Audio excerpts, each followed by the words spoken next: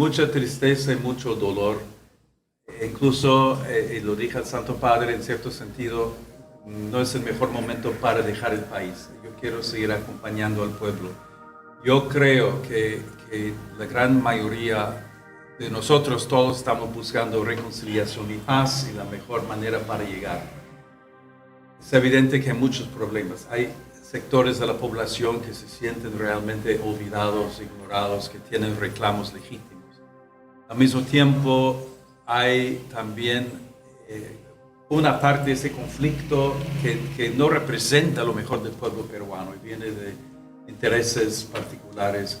Y hay que ver la forma yo creo, ¿no?, de promover la democracia. Totalmente injusto. La violencia genera odio y como cristiano, como hombre de fe, unido con todo el pueblo, yo creo que hay otra forma de buscar solución. Realmente, y también de un pueblo de fe que pues quiere vivir en paz y sin violencia. Hay varios factores que se podrían examinar ahí, pero de verdad me parece que el derecho de hacer manifestaciones se ha respetado. Hemos tenido varias manifestaciones, pero como usted dice, con paz, con tranquilidad. Se ha levantado la voz de sectores que están pidiendo una y otra cosa, pero al mismo tiempo han sabido respetar la propiedad privada, la dignidad de cada persona, la integridad personal, la salud, y no ha... Antes de vestirse de blanco y asomar al balcón más célebre del mundo, Robert Prevost era un misterio. Un sacerdote agustino que dejó su Chicago natal en 1985 y arribó al Perú como misionero. De inmediato, se metió en el corazón de las comunidades más olvidadas. Chulucanas, Trujillo, Chiclayo. No fue turista. Fue pastor entre el polvo, el calor, la fe y el miedo. Incluso sobrevivió a amenazas graves. Se rumorea que hasta un atentado, pero jamás se fue. Sus pasos lo llevaron a enseñar en seminarios, cuidar feligreses y edificarse como líder de fe. El Papa Francisco vio en él algo más que un religioso discreto. Lo llevó de regreso al Perú, confiándole una diócesis entera. Chiclayo. Allí, se hizo peruano, naturalizado antes de ser obispo, y vivió su ministerio como un pastor que huele, literalmente, a oveja. Y luego, lo inesperado ocurrió. El nombre de ese misionero humilde resonó en el cónclave. Rompió pronósticos. Nombrado papa, eligió llamarse León XIV, heredando la historia de un reformador silencioso y profundo. Pero, ¿qué vivencias guardaba ese alma que lo llevaron allí? Hoy, te invitamos a recorrer ese camino que pocos vieron, y que, sin embargo, cambió el curso de toda la Iglesia. El misionero que aprendió del pueblo. En sus primeros años en Perú, Robert Prevost no llegó como un jerarca, sino como un aprendiz del pueblo. Entró en las comunidades con los bolsillos vacíos de ambición y la cabeza llena de preguntas. Caminó por calles polvorientas, celebró misas en capillas improvisadas y compartió la mesa con familias que tenían más amor que pan. Llegó como misionero agustino en 1985 y desde entonces su vida quedó entrelazada con Chulucanas, Trujillo y más tarde, Chiclayo. No siempre predicaba desde los altares. Muchas veces su homilía era la vida misma de la gente que lo recibía. Pasaba horas escuchando a los campesinos, visitando a los enfermos en sus chozas y acompañando funerales sin protocolo. Aprendió a leer el latido de una comunidad donde la fe se mide en pan compartido y en manos tendidas. Esa cercanía no fue un gesto ocasional, fue una pedagogía pastoral que lo formó día a día. Los relatos de quienes lo conocieron en Trujillo cuentan detalles que parecen simples, pero marcan carácter. Reuniones informales con seminaristas donde se cocinaba una pizza para hablar de vocación, paseos organizados para llevar a niños de pueblos remotos a ver el mar por primera vez, confesiones a media tarde, mercados entre vendedores y compradores. Son anécdotas que, más que mostrar espectáculo, revelan un método: juntar, escuchar, acompañar. Relatos orales de comunidades y testimonios locales. Su trabajo en Perú incluyó roles formativos y de responsabilidad. Fue formador en seminarios, prior en comunidades agustinianas y más tarde administrador apostólico y obispo de Chiclayo, 2015-2023. En esas décadas no solo administró diócesis, impulsó redes de ayuda, creó comedores y abrió espacios para migrantes y familias golpeadas por la crisis. Su permanencia en el terreno y su disposición a ensuciarse las manos le valieron la fama de pastor que camina entre la gente. Esa experiencia de años le dejó dos aprendizajes visibles: la autoridad que proviene del testimonio y la paciencia para construir confianza. No llegó a Roma con recetas prefabricadas, llevó un bagaje hecho de encuentros cotidianos, de decisiones tomadas en calles y capillas pequeñas, y de una convicción sencilla: la iglesia se renueva si aprende a ponerse al lado del que sufre. Por eso su estilo ministerial, a veces descrito por quienes lo conocen como pastoral con olor a oveja, no es una pose mediática, sino la forma en la que fue moldeado por el Perú. Ese aprendizaje silencioso, escuchar primero, actuar después, acompañar antes que juzgar, será, años más tarde, el secreto que Robert Prevost llevará consigo al Vaticano y que terminará por definir buena parte de su modo de gobierno. Hoy se entiende mejor por qué un hombre formado en iglesias de adobe y mercados rurales puede conmover, en Roma, a quienes buscan una iglesia más cercana y menos ceremoniosa. Chiclayo, donde nació un pastor. En 2014 fue llamado a hacerse cargo de una diócesis que conocía bien. En septiembre de 2015 fue nombrado obispo de Chiclayo, en la costa norte del Perú, y en ese tiempo asumió no solo un cargo sino una misión que transformó su forma de ser pastor. Antes de su traslado definitivo a la sede diocesana, había servido en la región como administrador apostólico. Su compromiso con esa porción de iglesia le valió también la naturalización peruana, un lazo formal con la tierra y la gente a la que sirvió. Chiclayo no era un despacho cómodo ni una diócesis sin grietas. Era territorio de urgencias cotidianas, pobreza estructural, comunidades rurales marginadas, jóvenes que se alejaban de la fe y, en los últimos años, oleadas de migrantes venezolanos que llegaban sin redes ni documentos. Prevost no respondió con discursos protocolares, puso manos a la obra. Impulsó programas de emergencia, redes de apoyo local, comedores y refugios, y promovió iniciativas para que migrantes y familias vulnerables pudieran acceder a ayuda y a empleo. Estas acciones le hicieron ganarse, con los años, la reputación de pastor que no solo bendecía de lejos, sino que se envolvía en la realidad de su pueblo. Los testimonios que emergen de Chiclayo hablan de gestos pequeños y decisivos. Un obispo que recorrió mercados, que se detuvo a saludar a vendedores por su nombre, que pidió comer con los trabajadores y oró en la calle por los enfermos. Gente de la diócesis lo recordaba como un obispo de calle, no de oficina, alguien cuya cercanía con la gente se tradujo en confianza y en respuestas prácticas ante crisis, ayudas durante desastres naturales, campañas de alimento, atención a refugiados. Esa cercanía pastoral, simple y constante, fue lo que empezó a llamar la atención más allá del Perú. Su compromiso con los migrantes fue particularmente notable. Relatos locales cuentan cómo organizó apoyos directos, desde albergues hasta entregas de víveres, e incluso iniciativas puntuales como donaciones de animales para que familias pudieran criar y subsistir, porque veía en el migrante no un problema estadístico sino una persona a la que había que acompañar. Esos gestos, repetidos en plazas y parroquias, construyeron una narrativa pública de un pastor que buscaba soluciones concretas y cercanas. Esa mezcla de acción social y sencillez pastoral hizo que Chiclayo se convirtiera, para Prevost, en un laboratorio de lo que entendía por iglesia. Una comunidad que escucha, que responde y que crea redes de solidaridad. Fue allí donde forjó el sentido práctico de su liderazgo, autoridad nacida del testimonio, y fue allí también donde se empezó a gestar la imagen que más tarde resonaría en Roma. La de un pastor formado entre mercados, capillas de adobe y comedores, capaz de leer la fe no solo en los libros sino en los rostros del pueblo.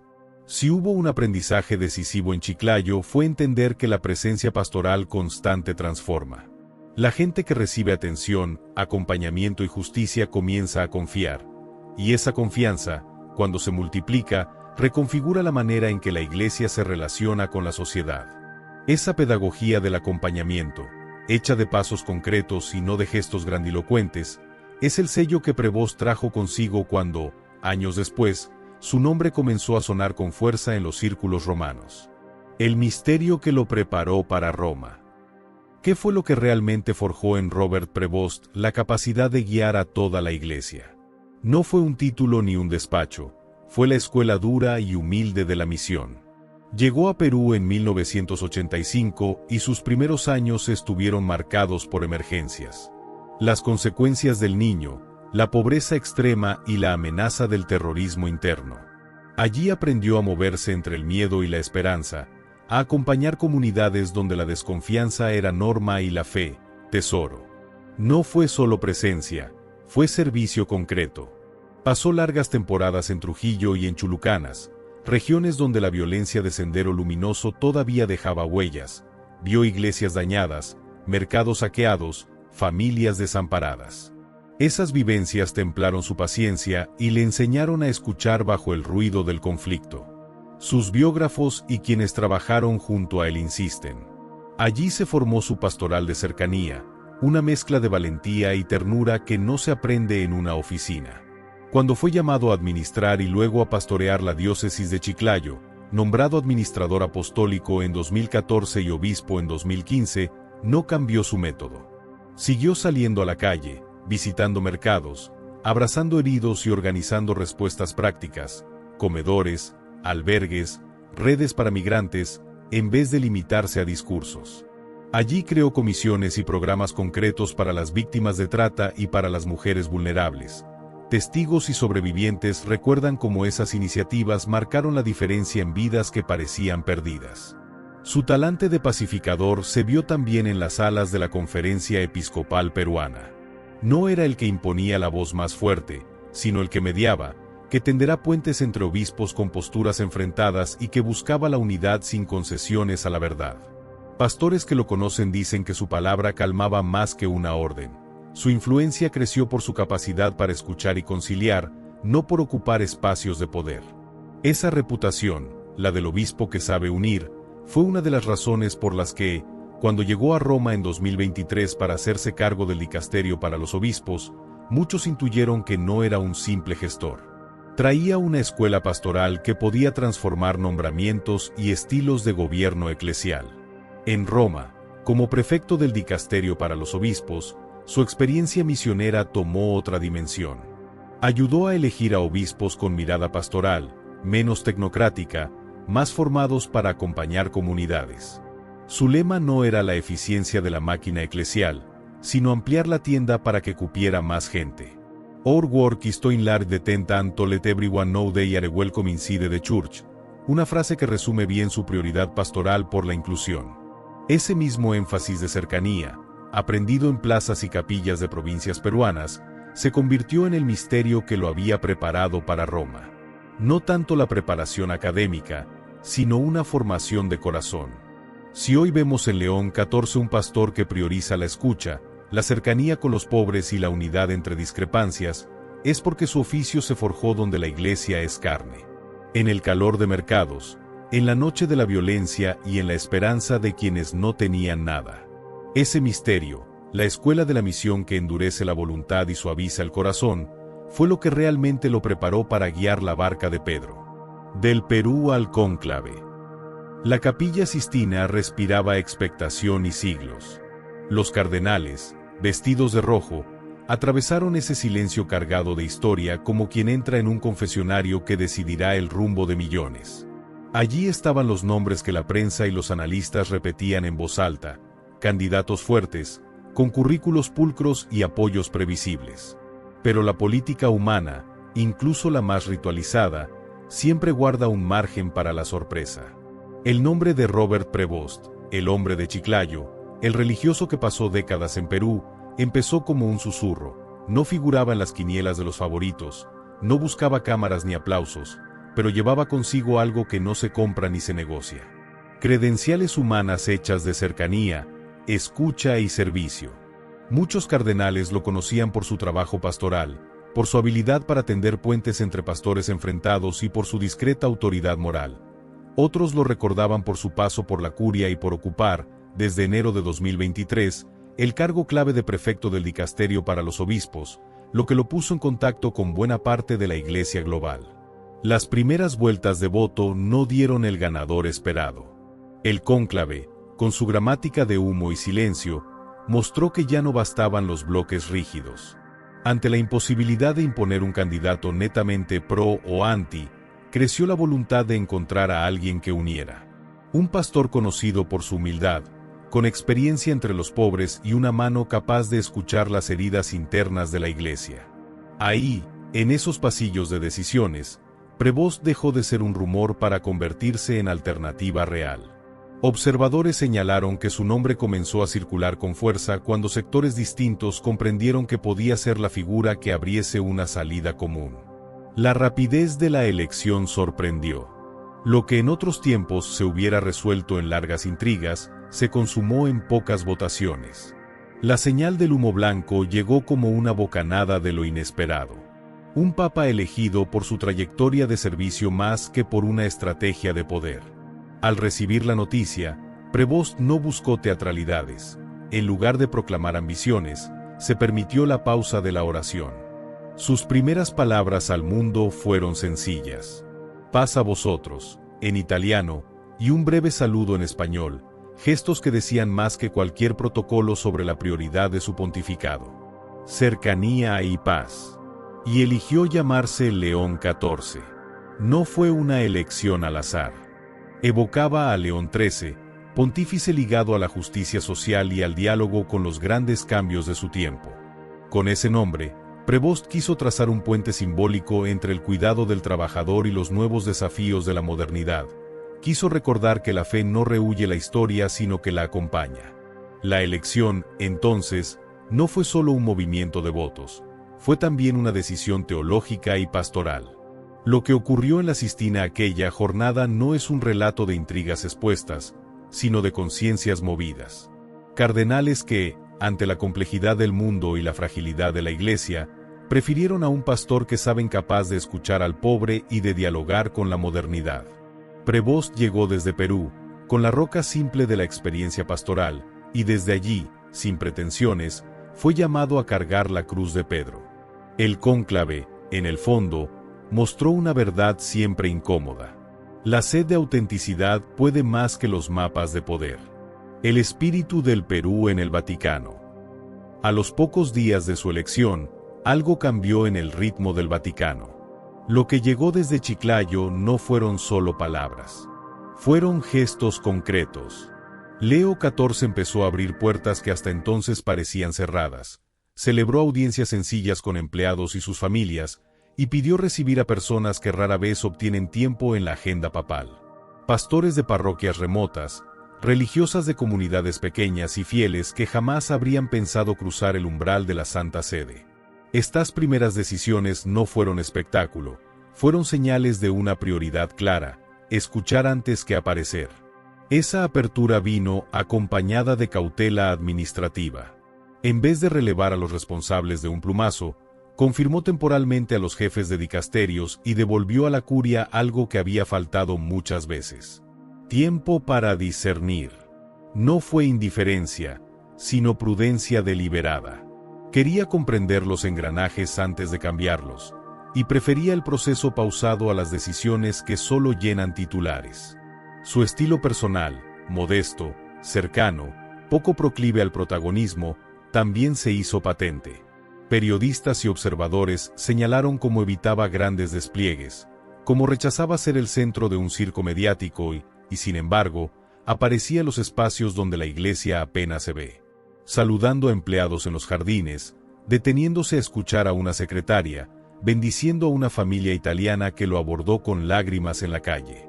No era la grandilocuencia de los gestos papales, sino la sencillez de los toques humanos, la presencia donde más duele la indiferencia. Desde Perú, la reacción fue de emoción y expectativa. En Chiclayo la elección se vivió como la confirmación de un hijo del pueblo que vuelve para hablar en nombre de los olvidados. Multitudes salieron a las plazas, parroquias hicieron cadenas de oración y los viejos conocidos recordaron las noches en las que Prevost recorría mercados y comedores. Esa corriente popular no solo lo celebró, le reclamó mantener la memoria de quienes lo formaron, y él respondió con gestos concretos de cercanía. Pero el Papa también empezó a actuar en la Iglesia institucional. Poco después de la elección realizó nombramientos y movimientos pensados para sostener su proyecto pastoral. Por ejemplo, la primera designación para una diócesis en Estados Unidos y encargos relevantes a religiosas con perfil pastoral, señales de que el espíritu del Perú llegaba con intención de traducirse en decisiones. No se trataba de revoluciones inmediatas, sino de orientaciones. Prioridad a la gente humilde, preferencia por obispos con experiencia de pueblo y una voluntad de mantener la reforma de la sinodalidad iniciada por su predecesor. En suma, el Vaticano recibió un aire distinto. No fue un pase de facturas ni un cambio de imagen, sino la entrada, paulatina y deliberada, de una pastoral nacida en mercados, comedores y plazas. Una forma de gobernar que busca que la Iglesia deje de ser una fortaleza para volver a ser casa. Y en cada pequeño encuentro, en cada audiencia sencilla, puede verse la huella de Chiclayo. La fe hecha presencia, la autoridad nacida del servicio, y una esperanza que quiere arraigarse en el corazón mismo de la institución. Un papa por elección o por designio, punto. ¿Puede el espíritu hablar entre las intrigas humanas? Es la pregunta que queda flotando cuando intentamos explicar un hecho improbable. La llegada de un pastor formado en plazas y comedores al trono de Pedro. La historia del cónclave que eligió a Robert Prevost, hoy León XIV, no se lee como una novela de conspiraciones, ni tampoco como un milagro sin huella humana. Es, más bien, la suma de heridas, fidelidades pequeñas y gestos cotidianos que, con el tiempo, hicieron que su nombre resonara donde antes solo había redes y apuestas. No llegó perfecto, no vino envuelto en unanimidades. Llegó con la fragilidad y la consigna humilde de quien aprendió a gobernar desde el servicio. Quienes lo conocieron en Perú hablan de un hombre cuya autoridad brotó de la presencia. Horas escuchando, noches en guardias, manos que trabajaron y se mancharon de barro pastoral. Esa escuela, forjada en Chulucanas, Trujillo y sobre todo en Chiclayo, dejó en él una paciencia y una capacidad de cercanía que hoy definen su papado. Esa formación práctica, más que los cargos o los diplomas, es el misterio que muchos observadores ven como el verdadero fundamento de su liderazgo. Al poco tiempo de su elección, las señales se hicieron visibles. Audiencias sencillas para gente que antes no habría sido recibida, encuentros con pastores de comunidades remotas, y gestos de cercanía con quienes trabajan en las sombras de la curia. No fueron anuncios grandilocuentes, fueron decisiones pequeñas pero coherentes con la pedagogía de su vida misionera.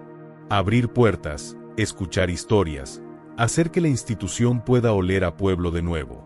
Observadores internacionales señalaron que su estilo, caminar sin escoltas innecesarias, detenerse para saludar empleados, preferir la presencia real a los grandes teatros mediáticos, devolvía al Vaticano algo que estaba olvidando: la prioridad del rostro humano. Esa conversión de estilo no ha estado exenta de ruido. Como toda figura pública que proviene del servicio cercano, su biografía fue escudriñada. Surgieron preguntas y señalamientos sobre episodios del pasado. Algunos medios recogieron acusaciones que luego fueron debatidas por fuentes oficiales y locales, y otros trabajos periodísticos defendieron su conducta y resaltaron su compromiso con las víctimas y su trabajo social. Lo relevante para entender este momento es que la elección no borró la historia. La puso a prueba. Y la respuesta institucional y pastoral que se espera de su pontificado tendrá que enfrentar, con claridad y justicia, esas mismas pruebas. Mirándolo en su rutina, rezando sin cámaras, caminando por jardines, recibiendo a quien toque la puerta, se comprende algo esencial. León XIV no trajo solo su fe al Vaticano, trajo el alma de un pueblo que lo formó. Esa alma está hecha de nombres, de anécdotas, de familias que lo vieron pasar por sus calles y tocar a sus enfermos. Es la pedagogía del encuentro, la idea de que la autoridad auténtica nace cuando el pastor deja de tener miedo a ensuciarse las manos. Esa decisión de volver la Iglesia hacia las periferias se percibe ya en las orientaciones iniciales de su pontificado. Prioridad a la inclusión, mirada a los migrantes, escucha más que espectáculo.